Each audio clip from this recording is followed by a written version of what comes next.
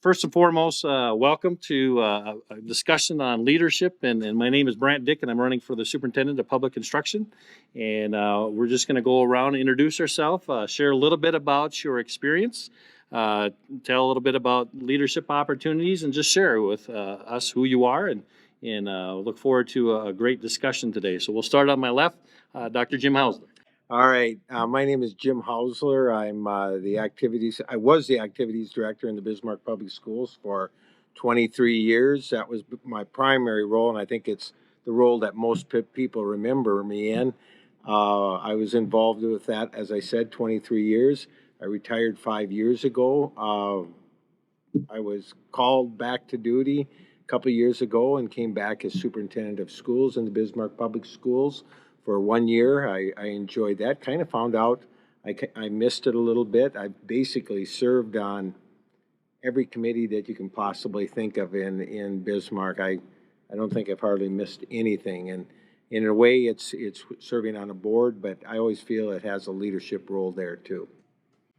I'm Maxine Herr, and I am a parent of 3 secondary school students. I have a senior, a junior, and a 7th grader. Throughout their education, I have tried to stay involved as much as possible. I've been a part of some parent-teacher organizations, have also been fairly recently, in the last couple of years, when they put together a kind of a bullying initiatives task force. I was asked to be on that for BPS. As well, I have my mother, as well as 4 of my siblings are all educators. My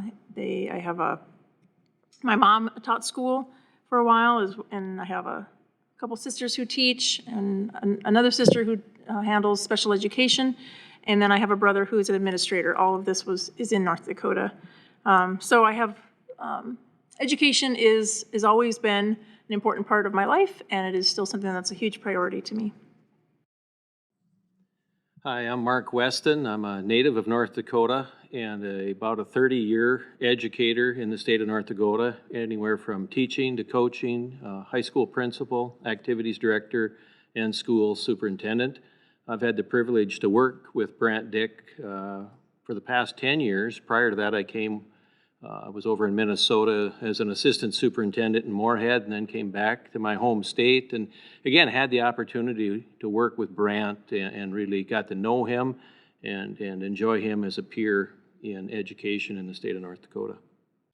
Hi, my name is Ed Lockwood, and I'm a retired athletic activities director. I spent a lot of time in different communities. I've been in 5 different communities as a teacher, coach, high school principal, assistant principal, and then spent the last 23 years of my career in the Fargo schools. I am very fortunate and blessed to have had an opportunity to work with Brandt for a couple of years. I also served as the executive director for the North Dakota Athletic Administrators Association, and there I got to meet and work with Brandt some more. So I feel very fortunate to have an opportunity to visit with him today. Hello, I'm Leslie Bieber. I'm the superintendent of Alexander Public Schools. I have about 22 years of education, so I think I'm the rookie here. 9 in administration, so definitely the rookie, sitting at the table. I currently work with Brandt on many different boards, and I look to him as a mentor, so it's a privilege to be here. Thank you. So basically, I'll throw out some questions, and then feel free, anybody, to chime in. We don't have to go around as such, but I want to ask the first question I want to ask is, as you think about leadership, what is leadership? How important in that leadership? You can talk about experience, integrity, trust in leadership. So talk a little bit about, leadership is a broad term in your experience and so forth. What is leadership? What is good leadership? Well, I'll start out. To me, there's kind of a dual role when it comes to leadership. I think obviously in leadership you have the responsibility of rules and regulations. That's a big part of it. Overseeing a program, overseeing an organization, overseeing people. That's part of leadership. But to me, that's probably the lesser of the 2 roles. I think the biggest role in leadership is helping the people that work for you do a better job. It's really what it comes down to. You know, if you're an administrator or a leader, your job is to help the people you work with do a better job. You can't be successful, for example, as a building or a principal without your teachers being successful with the students, because that's really where the rubber hits the road. And so I think if you concentrate on that second role of leadership, of helping people do a better job, I think you'll be successful as a leader. Okay, thank you. Somebody else, what do you think? What is leadership? I think one aspect of leadership that's important is who's advising you as a leader. I think it's really important to consider who are you listening to, who's in your ear, you know, and that requires some humility, which is really important.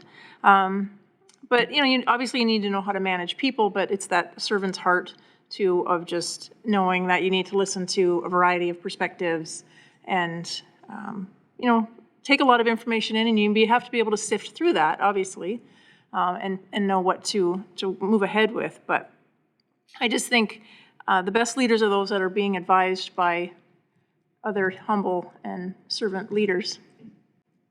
Thank you. And you brought up something I think that's great. You talked about perspectives, and how do you balance the perspectives? You know, in the school leaders, you deal with parents, you deal with teachers, you deal with administrators, you deal with students. How do you balance all those different perspectives? So maybe someone can talk about that a little bit. How do you balance that? Because you brought it up, and so the rest of us, how do you balance that? How do you decide who you listen to? Well, I think part of that balance and the perspectives is just educating those different constituents you mentioned, you know, whether it's school board members, your AD, your administrative team, your parents, I mean, the whole, you know, students, you know, all of those different constituents, you just have to be able to listen to each and every one of them, but then you do have to lead, and that's what leadership's about. You need to take that information and then educate those groups to your decision making, so they have an understanding of why you're leading in the direction you are. And I think that's where some leaders fail, is they forget to do that. They just start leading on their own with just a few close confidants sometimes, and that's where you'll be undermined, is you do need to educate those people as to the direction you're going and why and how we're going to get there. I agree. I think that when you look at the balancing act that you need to have for being a leader, you have relationships that become key, and then you have to build a sense of trust with those relationships. I think it comes from being transformational as a leader. Those types of leaders look to education and teaching as a platform to become someone that would mentor or someone that would encourage folks to be better. And Jim spoke to that. And so if you're going to be transformational in your leadership qualities, you're going to need to have a high degree of integrity. You're going to have the ability for folks to follow you, but more importantly, that they trust you, so that when they're following you, they're really doing some things themselves, so that they actually become aware of a new place they're going. And that place becomes a vision. And I believe that vision is what we want our people to do as leaders. Is, you know, you can speak to all kinds of leadership styles that have been around, and some folks are really threatening, if that's the right word. They kind of scare you into making decisions, and then you have those folks that encourage you. And Jim spoke to that, and I think that's really what we're after right now. And to balance that, there's so many publics that we're dealing with. Just this afternoon, we were talking about the COVID and the restart. You know, and I think about how folks are going to try to restart their life or their school or their programs.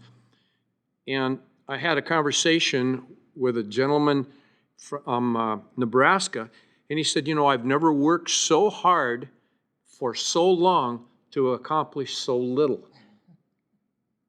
And that's the paradigm we're in right now with our whole lifestyle, and the leadership qualities we're going to need in the DPI all mirror what we're looking for in a person that's going to have some vision and is going to get buy-in, is going to have trust, and we're going to have a high degree of integrity when we look at that position.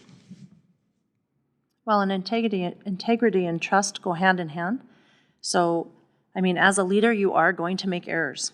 That's going to happen. But when you have that integrity and you have the trust of those that you're leading, they're there to help you. I mean, as long as you can admit it, right, which is part of your integrity, they're forgiving and help you find a solution to whatever it is. So I know something common that we say is I'm no longer in the trenches.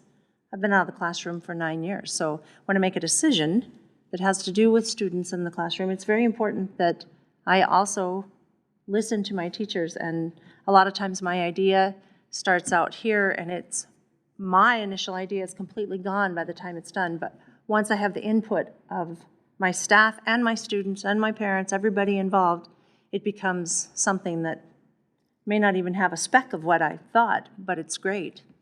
So it's really just a team effort. You know, you guys talked about the trust and so forth, and Ed, you brought it up. You know, there's a lot of challenges facing education right now.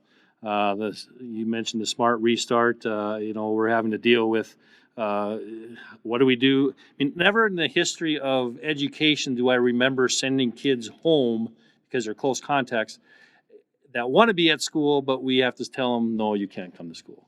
And that's tough.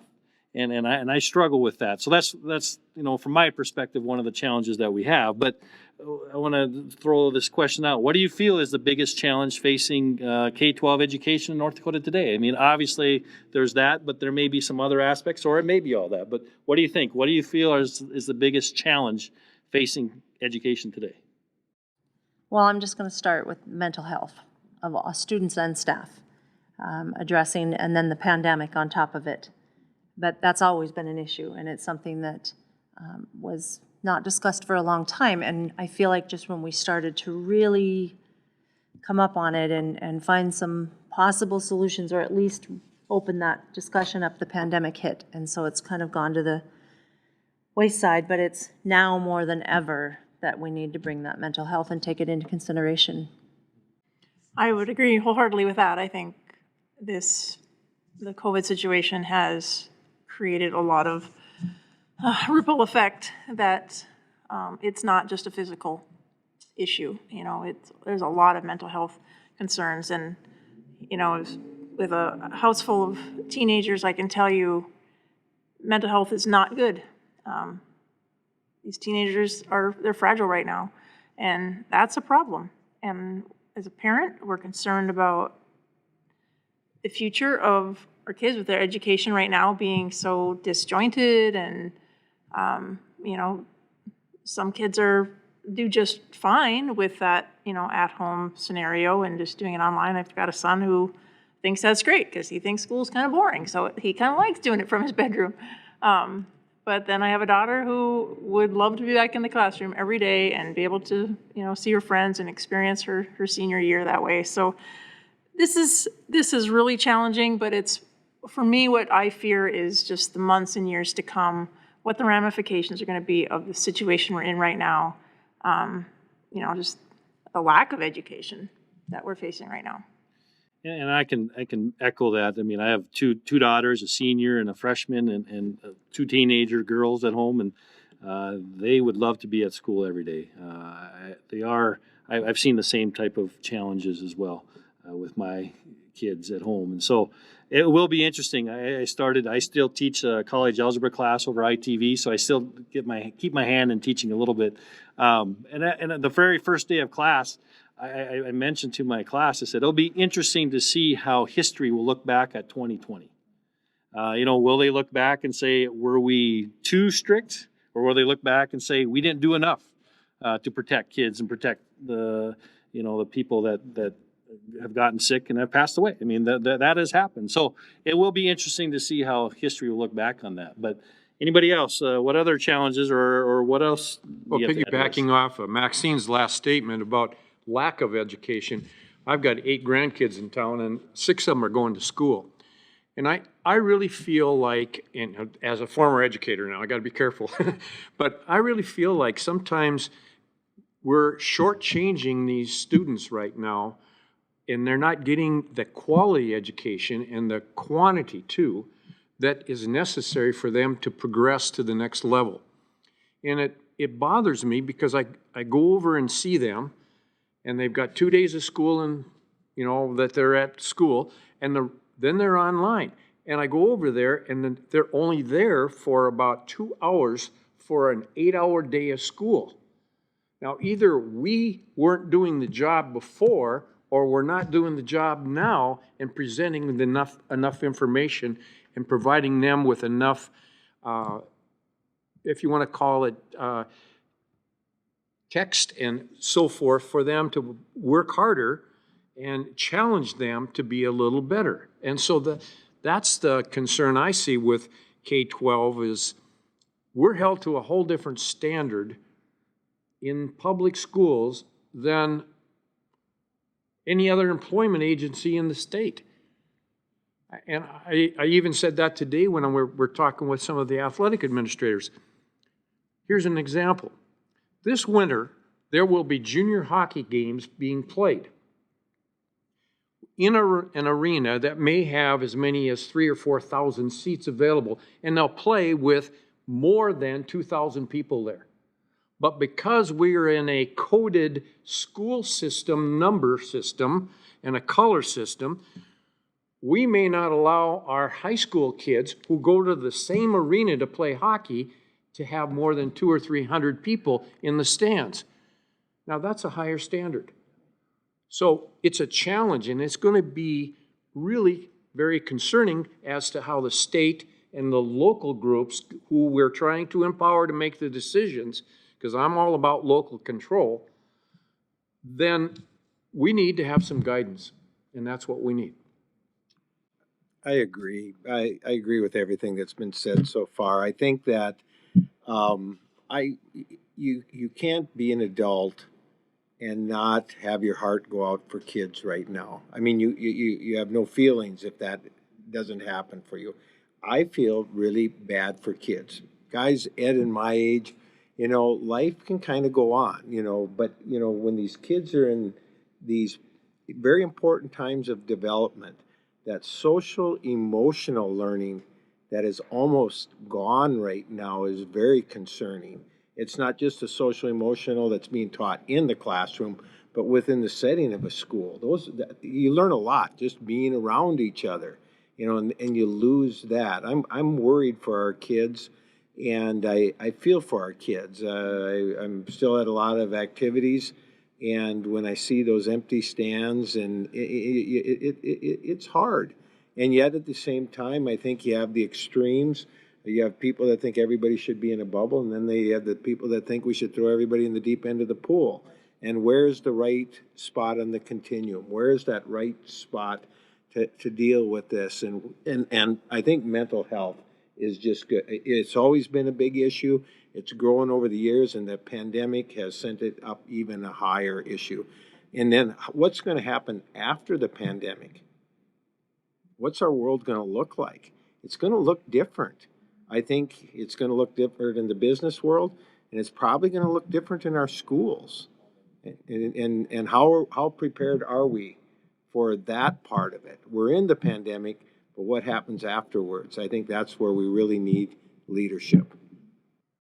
Well, I would concur with, the mental health. I mean, to me, that'd be number one, but I'm going to deviate from that since we've talked about it. I think another thing or another issue that we're facing now, and it would appear it's going to get worse, is just the ability to hire staff, in particular in rural areas of North Dakota. I just look over the 30 years. It used to be elementary ed as an example. I mean, even in a rural district, you'd get 10, 15, 20 applicants, and that's just not the case anymore. You're lucky to get 2 or 3, and I've seen it, we know in other areas. We used to talk about being highly qualified. Now, you don't even need the degree, just show some aptitude and interest, and we'll work you through the program. And I think that's good that the state's allowing that, because without it, we'd really be in a tough situation. But it's something that we just need to work towards and acknowledge it's an issue, and try and find ways that we can entice young college students or high school students to possibly get into public education, because it is the backbone of this country. I think it's part of the reason that we've remained a strong nation in the world is because of the education system we have. It's not perfect. We all know that, but I'm concerned about the ability to, and not just teachers. I mean, we have a lot of other staff members that it's difficult too, from custodians to bus drivers to paras, the whole gamut. We're just struggling there. So I think that's another thing that's going to have to be addressed.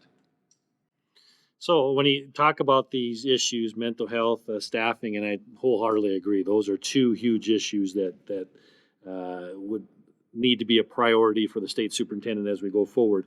What are some ways that this position could affect change in those areas? I mean, what are some ways to address the mental health, ways to address the lack of individuals that are applying for these positions in our state? What are some, again, a lot of experience. We have over 100 years of experience easily here in this room. What are some ways that we could address some of those challenges or some opportunity for changes in those areas? Well, one of them I know, the University of North Dakota with their medical program, they have a program that incentivizes medical students to go out and actually take positions in rural North Dakota because it is a state-run school. Funded by, obviously, state tax dollars. And I don't know if we have to try and do something similar, maybe a little more aggressive to try and entice. I know with that program, you get your tuition waived. You can't go to one of the big four, is my understanding. So in other words, you can't go to Minot, Grand Forks, Bismarck, or Fargo.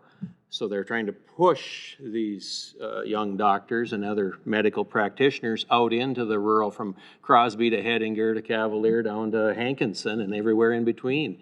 And I think if we could do something like that, because I think a lot of folks, you get into that rural setting, you find out it's not as bad as you were maybe perceiving it. And I'm one of those, I can say that. I started in Bow Bells, North Dakota, and went to Mohall and loved those areas.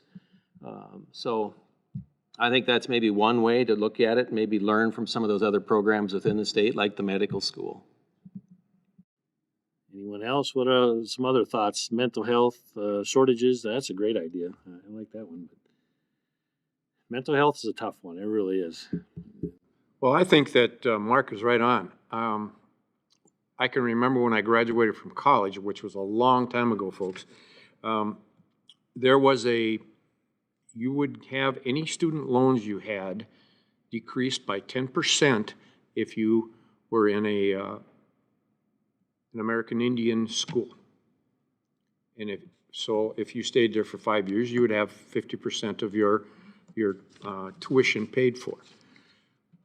I think we've got to have someone in the DPI that's going to work with the legislature to get some programming, not only for mental health, but for recruitment of qualified individuals. Get some bills or some type of legislation that's going to fund that type of program that Mark has brought up, and I totally would support it.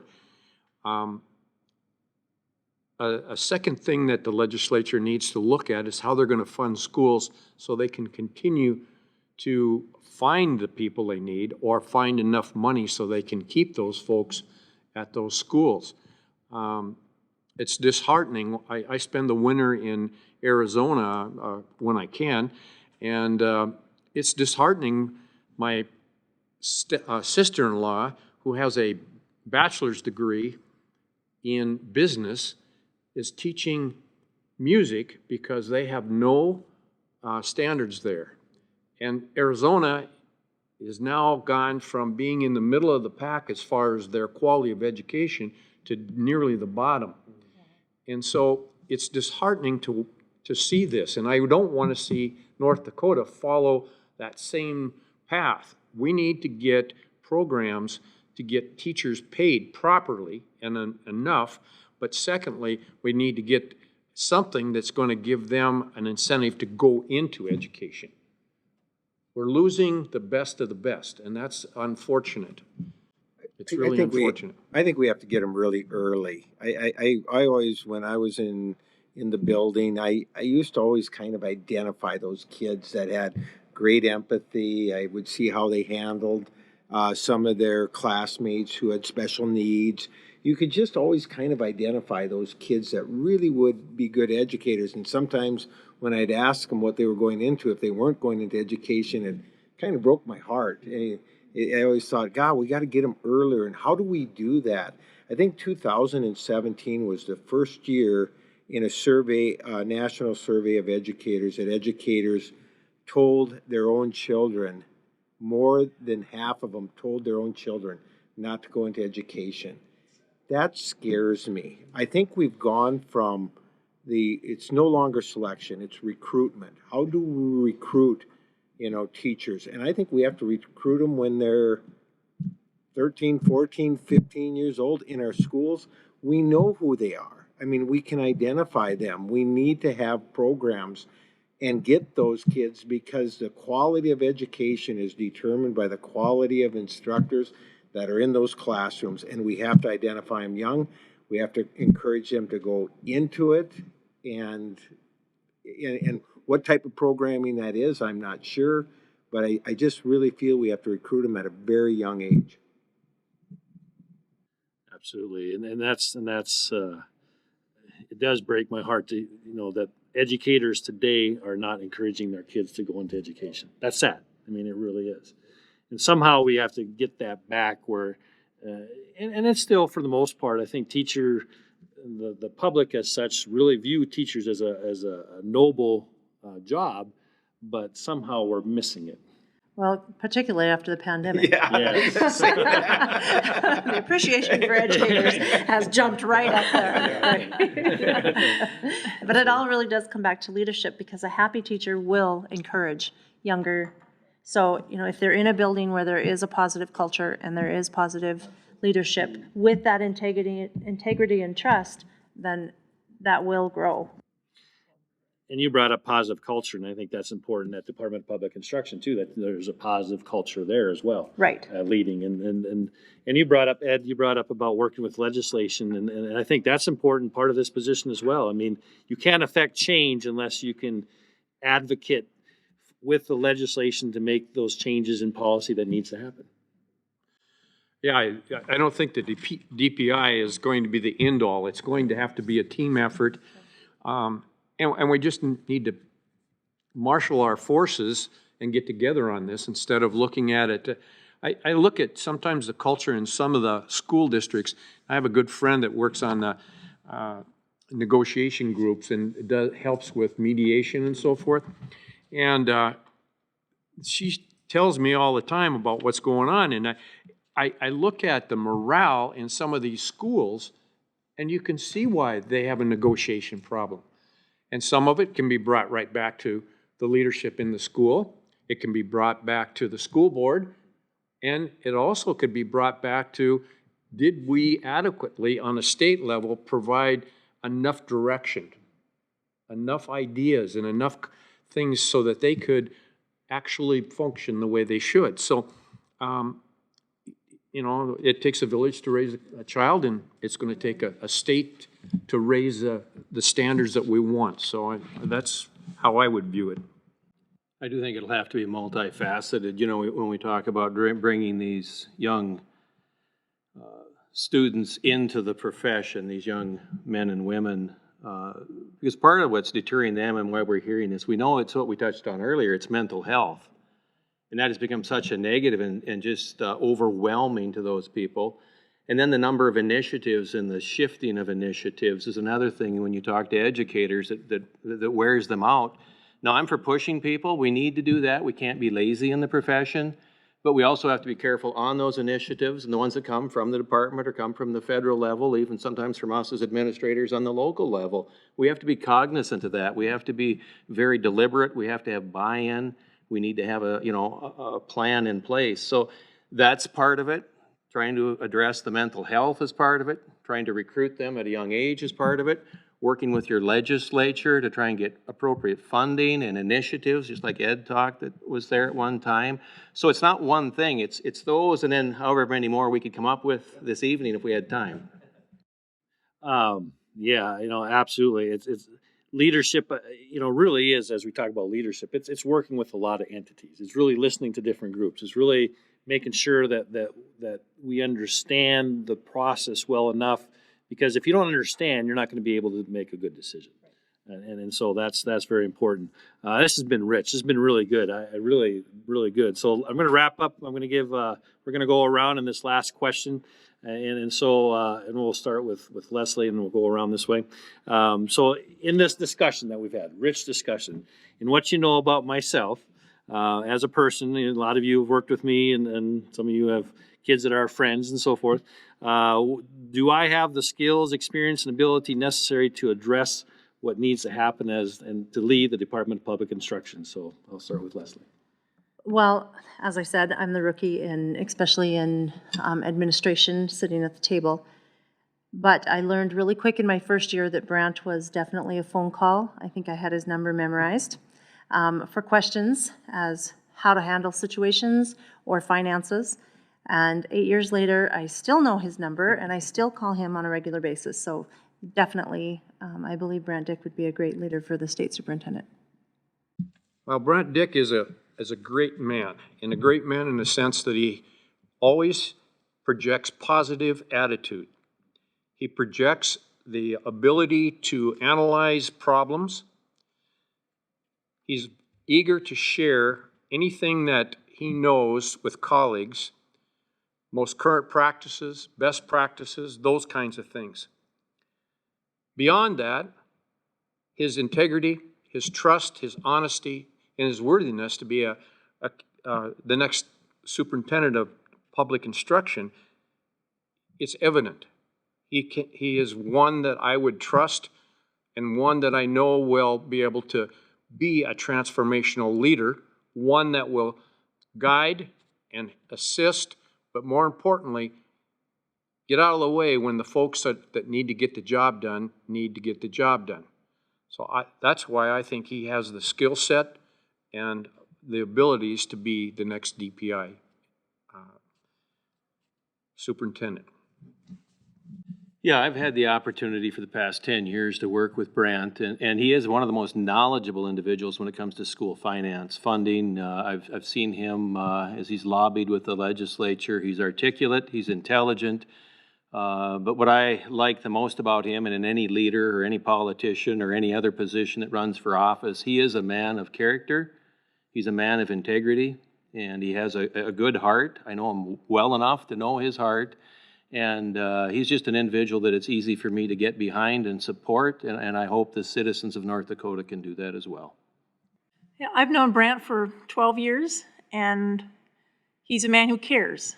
And I think when you're trying to tackle, we talk about mental health being a top issue, that's going to take collaboration with a lot of different entities. Obviously, children are not having mental health issues originate at school. They're originating at home. So that's not just a DPI concern, right? That is Department of Human Services. That's our religious organizations. That runs the gamut for a lot of different entities. And because he cares so much, I know that he would collaborate with these people and try to help working from the root issue and on up. I like that he's still connected in the classroom, that he teaches. Of course, I think that is really important to stay in touch, to not be out of touch with your teachers, understanding their perspective. That's huge. I think that's one voice that gets lost a lot is the teachers. A lot of decisions are just made, and teachers just have to roll with it. And I think it says a lot about the fact that you try to stay connected in the classroom. And just the perspectives that he has as a administrator in a smaller school district, but essentially living in a larger school district with his girls. So he comes with that perspective from both sides, and I think that really would help our state so that, he can come up with a vision that's gonna help everybody. So I fully support Brandt Dick for DPI superintendent. Well, it's interesting in this roundtable that we talked about a lot of characteristics that are necessary for what we're going to be facing over the next few years. We talked about integrity. We talked about, character, all of those types of things that are really important. Trust. All of those things are important in leadership positions. And when I think of those things, those are exactly the adjectives that I wrote down on this piece of paper when I thought of Brandt. Brandt not only talks the talk, he walks the walk. And I think the character of leadership is so important, no matter what position it is. And I think Brandt has those qualities that could lead our state through some really trying times. The other thing I like about Brandt is he's not a politician. He's not a politician. And along with that, he has the experiences necessary to do this. I think he's probably one of the first candidates for this job that has experience as a coach. He has experience as a teacher, principal, athletic director. I think he's one of the first superintendents to run for this position in a long, long time. And so I think that background, along with the character, is just a perfect mixture. And I'm so happy that Brandt has shown the courage to run for this position. Thank you. I'm humbled. I really am. Thank you for the kind words. It means a lot to me. Thank you for your willingness to come and be part of this discussion. It's been rich. It's been good. Appreciate that, and thank you.